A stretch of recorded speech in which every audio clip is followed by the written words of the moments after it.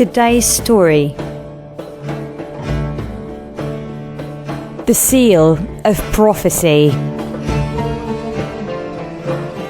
When Abdul Muttalib died, Abu Talib took over taking care of the Prophet Muhammad, peace be upon him, because Abu Talib was Abdullah's brother from the same father and mother.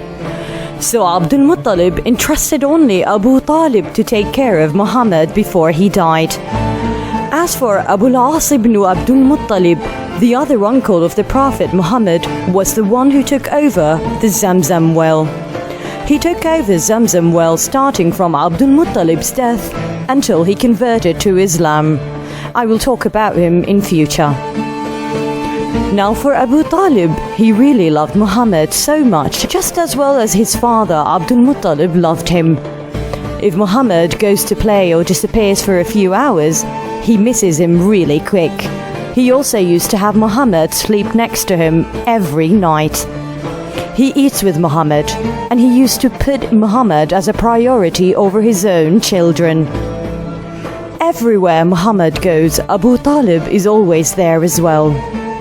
One of the blessings that happened in the house of Abu Talib because of Muhammad, peace be upon him, living there, was that as much as there was food in the house of Abu Talib, if Muhammad was not around, Abu Talib's children never get full. They eat and eat, but they still feel hungry. But if Muhammad sits with them to eat, they eat till they are satisfied, even if the food was little. Not only that, if Muhammad is not around, Abu Talib stops all his children from eating. No eating is allowed till Muhammad comes. And if Muhammad is late and doesn't come in time to eat, Abu Talib makes sure that Muhammad's share of food is firstly put aside. Oh, and listen to this. When Abu Talib's children wake up in the morning, they wake up like any ordinary kids, with messed up hair and weary eyes. It's completely normal, of course, we all look that way when waking up. But not Muhammad. If Muhammad wakes up, he wakes up with beautiful black-lined eyes, like he used al-Kuhl, which means an eyeliner. And his hair is so subtle, like it has been combed so neatly. Anyhow, there was a man who used to be a priest where Quraysh tribes used to take their children to him so he can foresee their future. Abu Talib went to that man and took Muhammad to have him checked.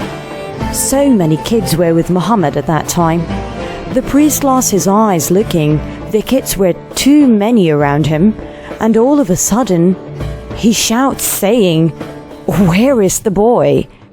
Abu Talib was afraid from the way the priest shouted and the way he was looking for Muhammad, so he quickly dragged Muhammad away from around all the many children so the priest won't find him. The priest shouted even louder in a way that would make anyone panic. The priest shouted so loud, saying, "You must give me back the boy. He is the one." Abu Talib quickly ran away from the priest and took Muhammad away from that place.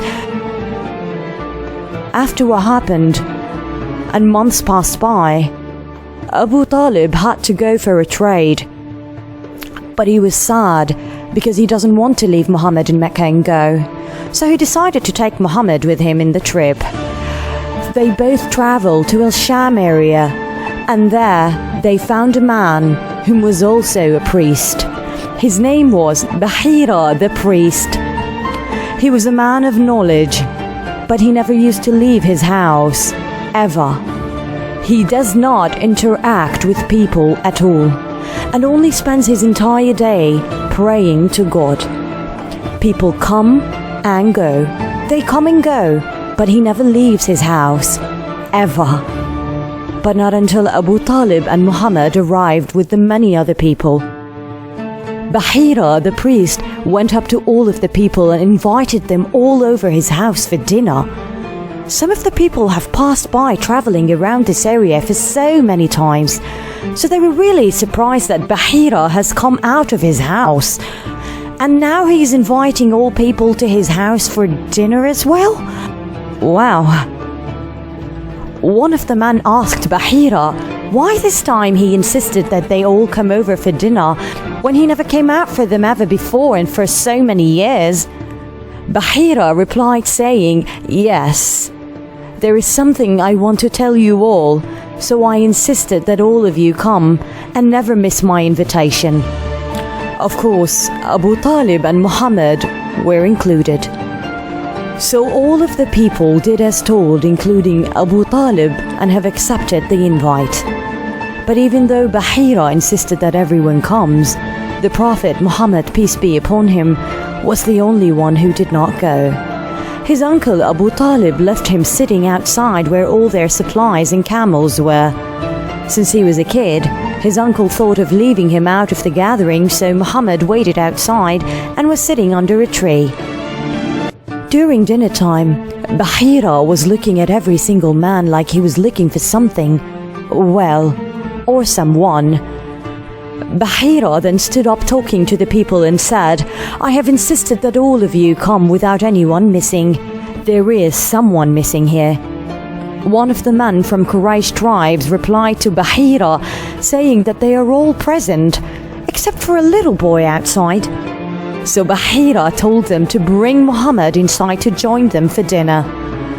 When Muhammad arrived, Baheera never left his eyes away from Muhammad and started looking at his hands, his eyes, his hair, everything. He was literally scanning Muhammad, peace be upon him. After dinner, Baheera went up to Muhammad and said, I beg upon your idols, I want to ask you a few questions and I want you to answer them. Muhammad's reaction and reply as a child was so shocking.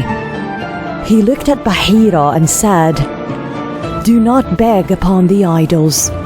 I swear in the name of Allah, I have never hated anything but them.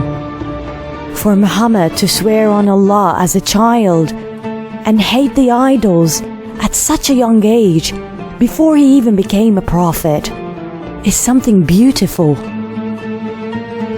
Baheera agreed and this time swore in the name of Allah to Muhammad, saying, I beg you by the name of Allah, I want you to tell me in details what I want to hear. Baheera started asking Muhammad about his life in details, what he does, how he sleeps, what he sees in his dreams, and many other things. And Muhammad, peace be upon him, used to reply so innocently to the questions. Baheera then turned Muhammad to have a look at his back. He did that to see the seal of prophecy, which is called in Arabic Khatamun Nubuwwah. The seal of prophecy is like a birthmark that is only given to prophets. Baheera went to Abu Talib quickly and asked him, what is your relation to this boy named Muhammad?